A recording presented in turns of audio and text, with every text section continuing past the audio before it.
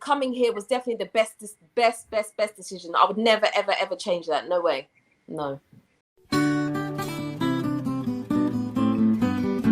Hello, welcome back to another amazing episode of the Returnees. Today we shall be hosting someone who has chosen Ghana, someone who's been in Ghana way before the year of return.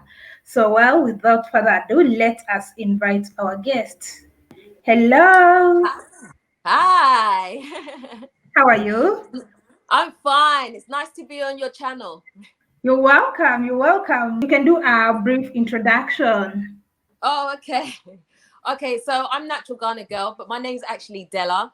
I am originally from the UK, but we've been in Ghana as a family now for about 6 years, and we're loving every single minute of it.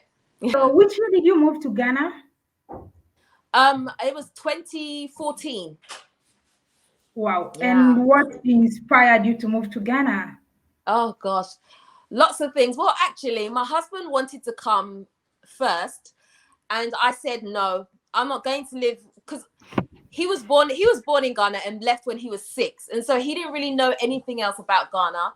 But I had been coming with my family like every other year. We would come, so I knew I had a little bit of knowledge about Ghana, but I had absolutely zero interest of living here, because I just thought there's nothing here. There's like no shops really that I would take to. There wasn't really anything here for me, I felt. And he kept on pushing, let's go. And I was like, no, I'm not going there. I hadn't had my children yet. I was like, I'm not going to give birth in Africa. It's too dangerous. I said, I'm not going to do it. And then after some time, my heart kind of started to turn a little bit. And then I was like, okay, let's do it. Let's go for it. In terms of like the lifestyle and the quality of food, that kind of thing, I was like, no, let's do it. We've got children now. I think we're ready. It's a good time. And so we up and left. It was quite quick, actually. Oh, so that's was after you had children, you moved, or you had your children in Ghana? I had 3 of my children in the UK, and then I had a surprise baby, which was number 4, and I had him in Ghana. Oh, wow. How was the reception? How was the community reception when you got to Ghana? Ghana 6 years ago was very different Ghana to what we see today. In Ghana, there was nothing. There wasn't, not a few people had moved here, but there wasn't many people.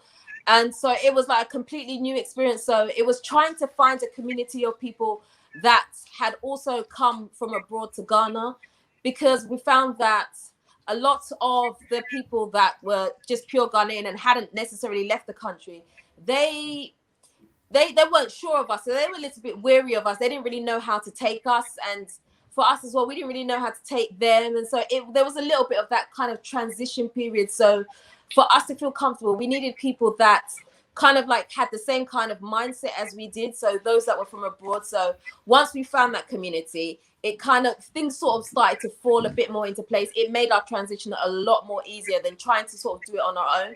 So we found that community here is very, very important. Very important. Oh, wow. I can imagine that. I think right now with the year of return and a lot more people, so it's kind of a normal thing compared to that time. I'm pretty sure people were wondering, why are you coming to Ghana? Why are you coming back? Did you get that question? All the time, because it wasn't a known thing. It wasn't a common thing that people did. So like people were like, you're going to give up all that you have in the UK. Why are you going to do that for? What are you going to do it when you go to Ghana? How are you going to support yourself financially? People just didn't believe in what we felt, but we knew in our hearts that even though it did sound crazy on the outside, we knew what we had to do, and we had to follow that passion that was inside us. I think it would have been a huge mistake if we didn't follow that passion and just listen to everybody else, because now 6 years later, everybody's now contacting me and saying, we want to do what you're doing, you know. So things have kind of turned around completely, but at the beginning it was like people just thought we were bonkers, completely bonkers. How was the experience when you first moved? Oh gosh, there was definitely a period of transition. It was not easy to start with, because Ghana now and Ghana 6 years ago is completely different. There are a lot more businesses here. You have a lot more access to things. Back then you didn't. They were like, even just getting around transport, it was really difficult because where we were staying when we first came, there were no taxis that really used to pass where we were. So we would have to do a long walk, like a 10-minute walk to the main road to flag down a taxi to get to where we needed to go. So that was really difficult because obviously in the UK, if you want something, you just call up a taxi, they'll come and pick you up, or you'd already have established yourself. So you'd have a car and things like that. So it was very, very difficult to transition in that time. It was not an easy thing to do at all. There were a lot of ups and downs for us. We made a lot of mistakes when we came, definitely. Is there a point where you got and you felt like, I can't do this anymore? Oh yeah. We had quite a few of those days, but I never really allowed myself to ponder on that for long because I knew what we had gone through to actually make the move. And when we made the move, we made it with it was a conscious choice. So in every country, no matter where you are, you always have bad days. And so it was a case of looking past what we felt was a bad day or a bad week and just knowing what we wanted to achieve and pushing for it.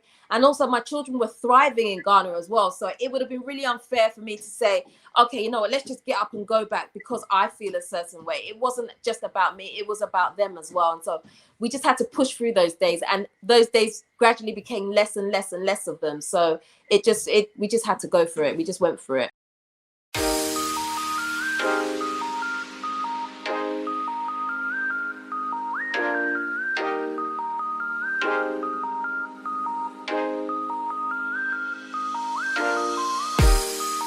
So someone asked if they didn't know that it was possible to actually do the decking in sections.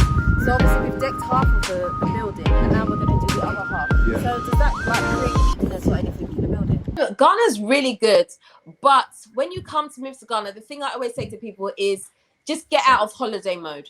Because it's easy to come to Ghana and think, oh, I'm on holiday, and you live that kind of lifestyle. But the quicker you feel that, okay, we're living here now, and kind of adjust to that, it will make your transition easier. You won't blow your budget. Ghana has changed a lot, and so now today there's so much available. Things are not hard to get hold of in Ghana now, so it's made moving here a lot easier. I mean, people like Wadimeya, that's exposing things that are here, and people that have established businesses here. It's so nice to see, and it's really encouraging. And I think a big thing for me about coming to Ghana is Ghana births something in you. The Ghana births an entrepreneurial spirit within you. So before, when I was in the UK, it's about trying to go and get a job. Whereas here in Ghana, you're like, okay, I want to do this. What is your real passion? It births that passion in you, and you kind of go for it because you're like, you've got the time, and you feel comfortable to do it. And so it kind of pushes you in that direction. And for me, I absolutely love that. If you can dream it, you can do it here. And that's what I love. I love that. Absolutely. Right. And what are the major differences, between Ghana and the UK? Oh, gosh. I'd say that people in Ghana are very, very, very friendly.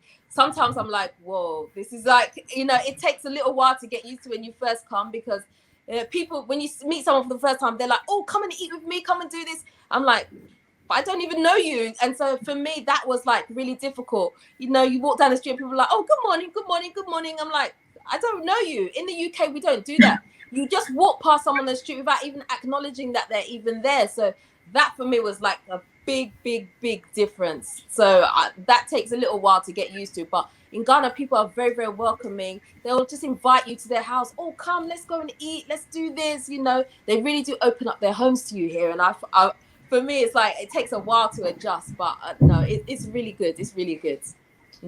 And how are the babies adjusting? Oh gosh, it was so easy for them. It was so easy for the children to transition here. They absolutely love it. Sometimes when they're being naughty, I threaten them and say, I'm going to send you back to the UK if you don't behave yourself. Because, back in the day, it would be the other way around. If you're in the UK, but like, oh, if you're being naughty, I'm going to send you back to Ghana. Go back. But now things have changed. My children absolutely love it here. And now they're terrified of the cold. They love the warm weather. They love everything about Ghana. They're living their best life. Definitely living their best lives here. And what about schooling? How did they adjust to the schooling system in Ghana? Yeah, so when we originally came, we were actually homeschooling. And so we just continued to do that for a while here. And then about a year ago, we started to put them into school. That was a little bit different, a bit of a different experience, because they weren't really used to a school system, because they didn't really go to school in the UK. They went to preschool, but it's not the same. And so there was that period of adjustment. And I think schools in Ghana are very different to what we have abroad. The way that the children are taught is very different. But obviously now with COVID around, there's school's not really happening at the moment. They're doing a lot of online learning, and so it's almost feels like we're back to homeschooling. So it's a different situation at the moment. How old were they when you moved? My eldest at the time was 5. And then my daughter was 3 going on 4. And then I had a baby who was 1.5 at the time. How was the cost of land back then compared to now? Oh my gosh. Prices of land have changed so much. They have gone right the way up. And I think a big mistake that people do when they're coming to Ghana is they feel like, I'm not going to buy land yet. I'm going to wait. But every year that you wait, land only goes up. Land never comes down unless something major happens. Land does not go down in Ghana. And so for us, we were lucky that when we first came, we bought land very quickly, because we knew from the mistake we had made previously, that we didn't want to do that again. So we bought land quite quickly and we held on to it. And now the land has converted. It's almost like going for dollars now. So land definitely goes up very quickly. So if you're looking to buy land and you want to build a home, the sooner you get that land, the better it is for you, because it will only go up. And if you're not careful, you price yourself out of the area and you find that you have to go further and further and further away to get a piece of land that you can afford. I know you are building in Ghana. How easy is it? When you think of building in itself, it seems like it would be easy, but there are challenges. But the fortunate thing that we have is that my husband is a builder. So really, really gave us an advantage. So he knows, if someone's doing something right or if someone's doing something wrong, or that's not the way to do it, or, something's not right. He can pick up all of that. So the project that we're working on at the moment, which is our own house, he oversees absolutely everything. So he has his people that he works with specifically, because we've had a lot of people that we've tried to help and let them come and build for us. And they've made a lot of mistakes that it did cost us money.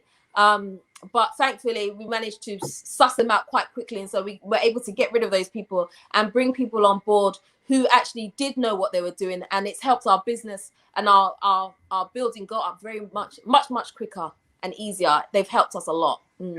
So that's been good. So the land where you're building, is it on freehold or is it on lease? Oh, everything in Accra right now is leasehold. Everything. If you want freehold, you have to go outside of Accra. That's the only place you can get it. Everything is leasehold at the moment. Oh, and approximately how much does land cost right now? It depends on the area that you want, but like if you're going for like expensive areas like Cantonment, East Legon, those kind of places, that is really, really high. So you'd probably be looking anywhere upwards of $150,000, $200,000. It really does depend on the area. So those places are hot cake, as they like to say in Ghana. Oh, I get it. That must be something else.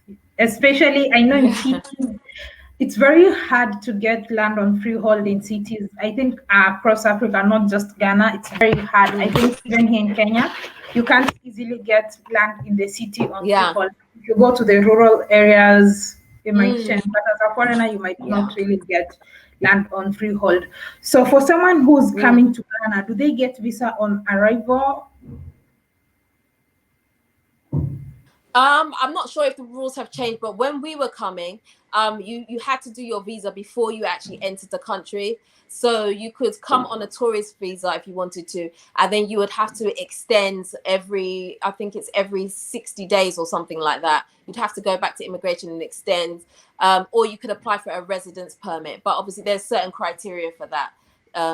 Things change, so I don't really like giving out too much information on that, because things here change all the time, and so what I could say today could be completely different tomorrow. So and were there any immunization requirements? Any what, sorry?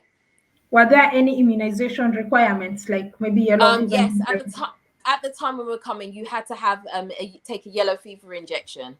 That was the only one I think that was required. Yeah. And did you ship your items from the UK?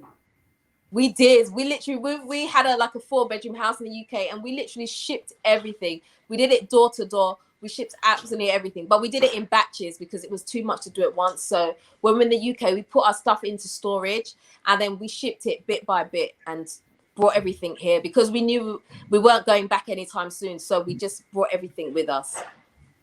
Oh, so would you advise someone shipping or selling off everything and buying new? Which one is cheaper? Well, back then it was better to bring your things because getting access to certain things was harder. But now that Ghana has opened up its market a bit more, a lot of the things you can kind of get from here. So there's not really a need to sort of bring all your stuff with you. You can find a lot of stuff here yourself. Oh, so you can ship some you will purchase in Ghana. And how much does it cost to ship? Or how much did it? I know prices have changed, but how much did it Yeah. cost you at that time to ship?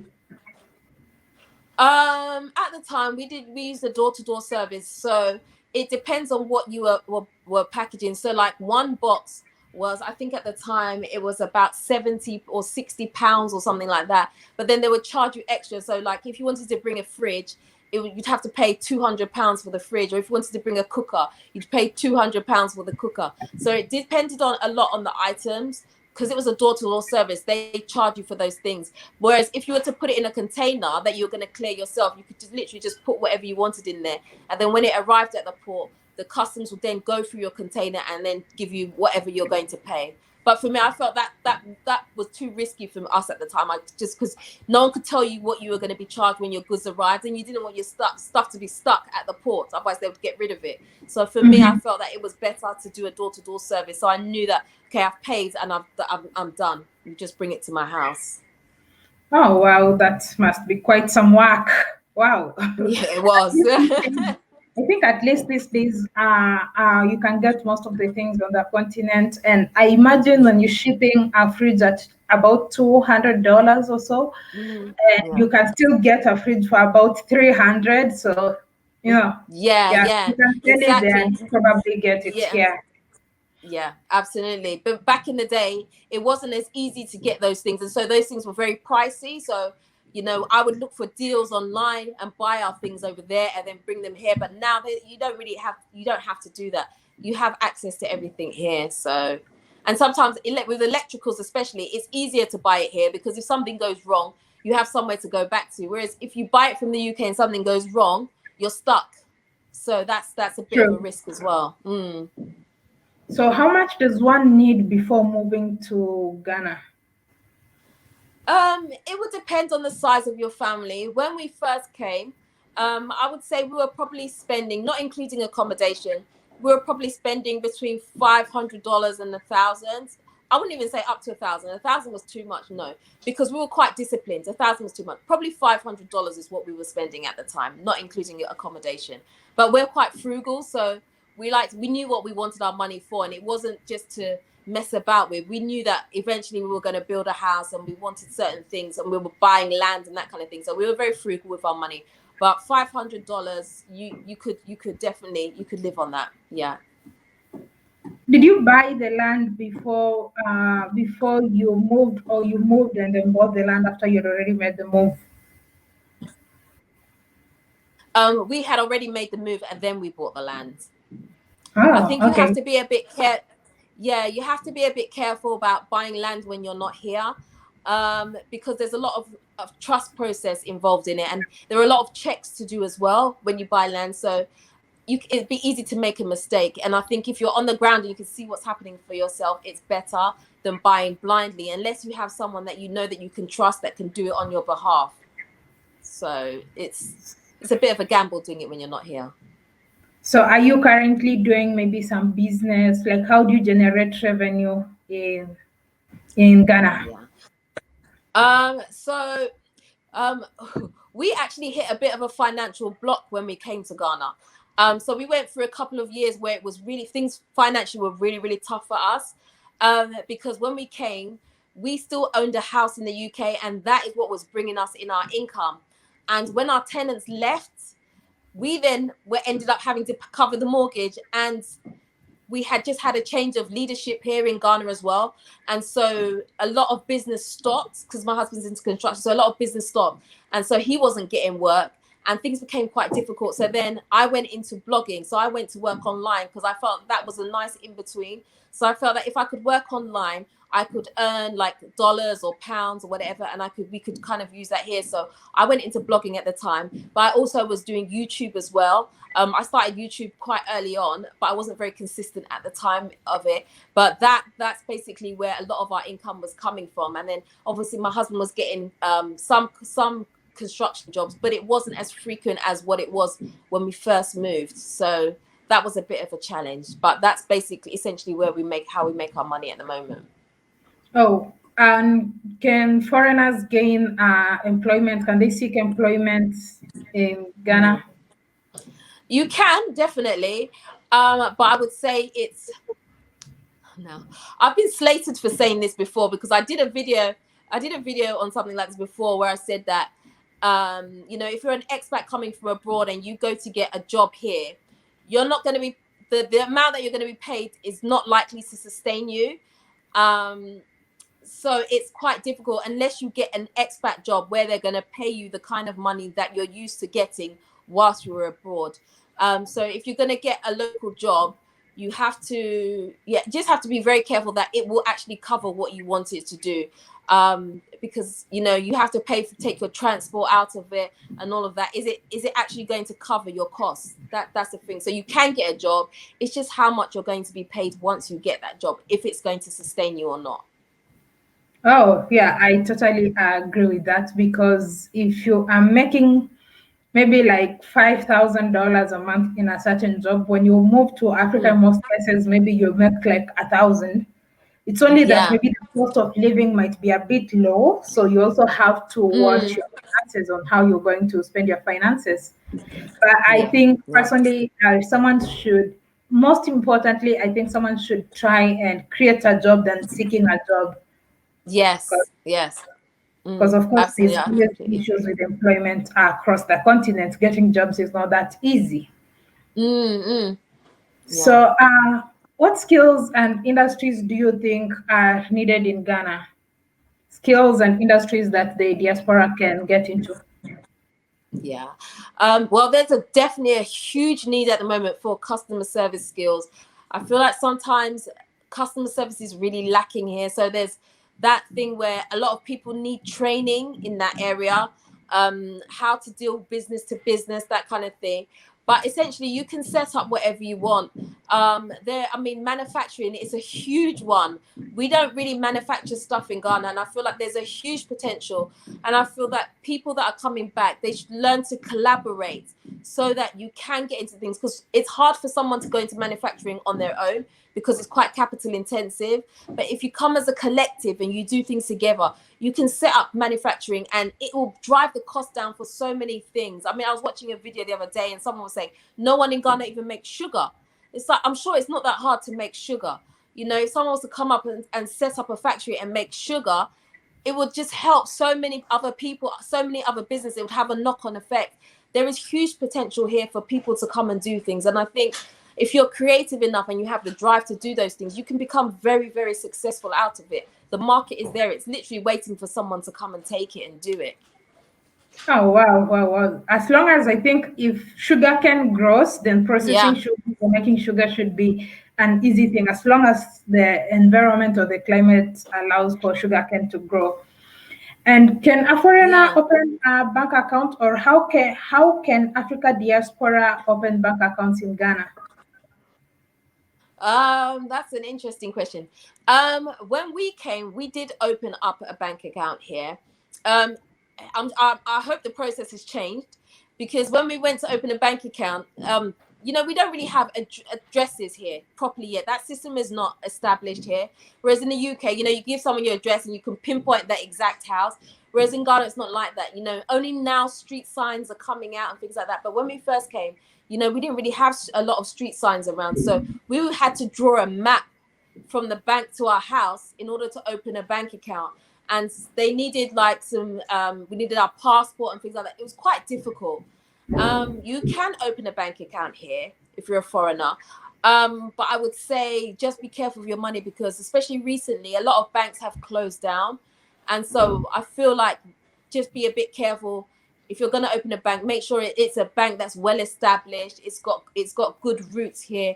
But you don't necessarily have to have a bank here. You can still use your bank from abroad as well. So it's not a must. I don't feel that it's a must, especially if you have your own business and you're not always working with the city, so you don't have to keep your money in a bank in cities here. Then you can have a bank from abroad and work that way as well. Oh, so when I guess the system must have changed. I can't believe that you had to draw a map. I believe, yeah, I did, absolutely. yeah, I believe by now that system must have really changed. And Yeah. are you now a Ghanaian citizen? I don't think anybody in Ghana would ever call me a Ghanaian citizen. There's this whole thing of where they feel that if you've been abroad for some time, they don't classify you as a Ghanaian citizen. I have a Ghana passport, and I have a British passport, but Ghanaians will never say that I'm a Ghanaian because they just see me as I'm a foreigner. I'm from abroad, so Maybe it's the that's always up for accent. debate. Yeah, Maybe I know. have you Yeah, learned the yeah, yeah. local It's the accent, languages? but even sometimes before I even speak, people know straight as soon as they see me, they know that, oh, you're not from here. They know it straight away. Maybe the demeanor. Yeah, maybe. Yeah. And so have you learned the local language? Oh gosh, I'm so embarrassed. Okay, so my parents are Ewe. I can understand Ewe and I can say some things, but not a lot. But I would love to learn Tree because that's the main language that's kind of spoken in Accra. So I would love to learn that. I think one day I probably have to sit down and do a class, probably when I have some time. I definitely need to do that, definitely. And the babies? They can't know, and that's another thing about some of the international schools here. They don't necessarily teach them to speak the language. I feel that they should, because I feel that if you're growing up and you're in Ghana, I feel that it's good to be able to speak the language in terms of doing business and communicating with other people. I feel that you should learn the language. I feel that schools should definitely encourage their students to also learn the language too, but they don't do that. So no, my children don't understand. They Yeah, probably yeah. understand a little 1, 2 like what I do, but no.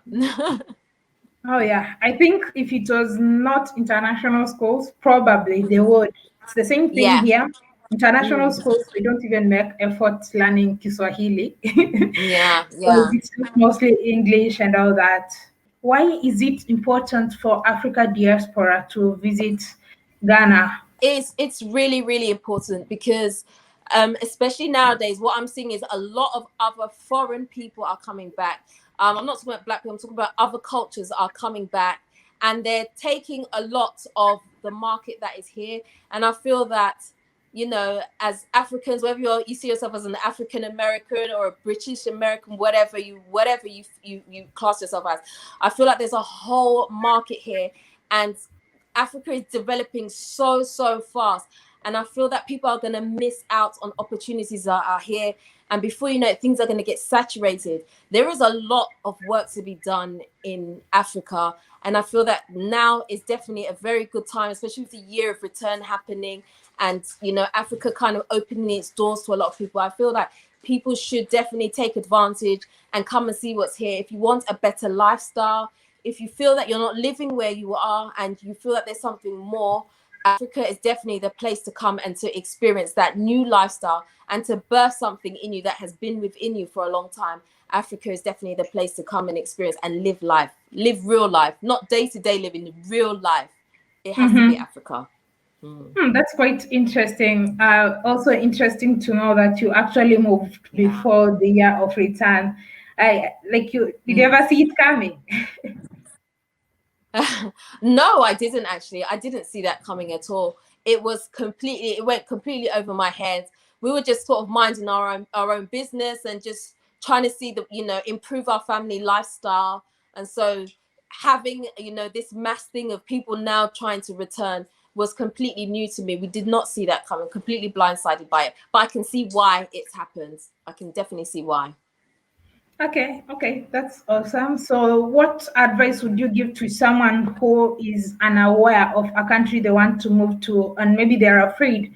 They want to make the move, but they're afraid and they're unaware. You were afraid initially.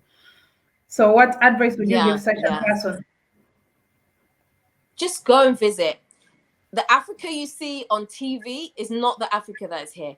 We don't live in mud huts. We're not starving. You know, we probably live better than you do where you are. I always say to people that people in Africa are actually richer than people abroad, because in Africa, when you see someone with a house or with a car, they usually own it. Whereas when from the UK, we don't own our house. We have a mortgage, so we're still paying for it. We've likely taken out a loan to pay for our car. We don't have those things. So if you're afraid of Africa, really there is nothing to be afraid of. Come experience it. Come for like a couple of months as you can. There are so many different places in Africa that you can explore. Maybe not every single one is for you, but come as much as you can and explore some of the different places that you think would be of interest to you, and just kind of go for it. Nothing bad is going to happen to you unless you put yourself into silly situations. But for me, I wouldn't be here with my children if it wasn't safe. I would never, ever take that risk. If you don't make that move, before you know it, it'll be too late and it'll be hard for you to come. So the sooner you make the move, the better it will be. So just go for it. Don't let what you see in the media stop you. It's not like that here. It's not like that. All right. Thank you so much, Della. It's been a pleasure hosting you. Maybe you can tell us about your channel and how people can get to learn more about Ghana. I see you doing a lot of construction. Maybe they can also follow up on the construction journey.